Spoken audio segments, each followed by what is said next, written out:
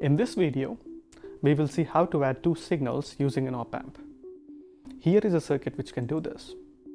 First, let's recall some basic principles of op-amp circuits from our previous videos. We need two key properties. One, if the op-amp is not in saturation, there is a virtual short between the inverting and the non-inverting pin. In circuits such as these, where the potential at the non-inverting pin is zero, we can assume the potential at the inverting pin to also be zero. There is no current going into the inverting or the non-inverting pin. That's point 2. This is why the potential at the non-inverting pin is zero, even though there is a resistor between it and the ground.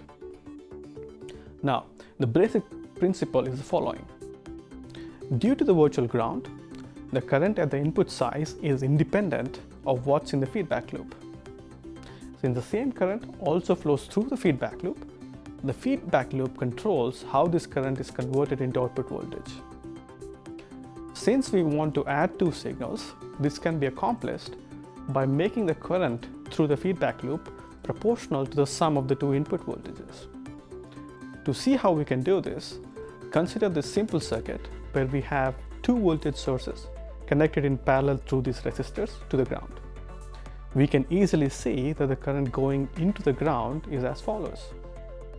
If R1 is equal to R2, then the current will be proportional to the sum of the voltages.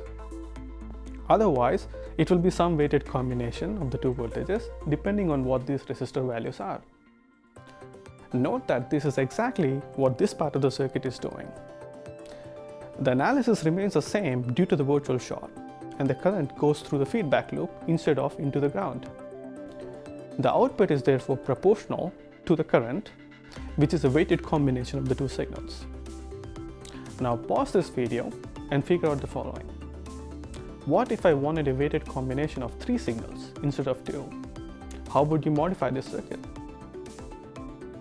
Note that in the circuit considered, we can only have negative weights for the signals.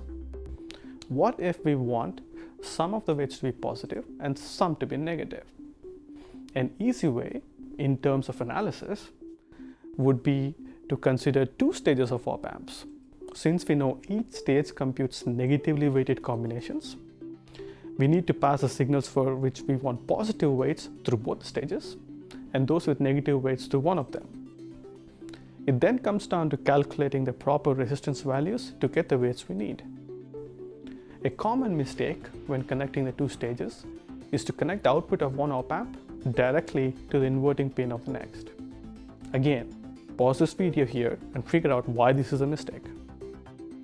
Now finally, a challenge question to you all.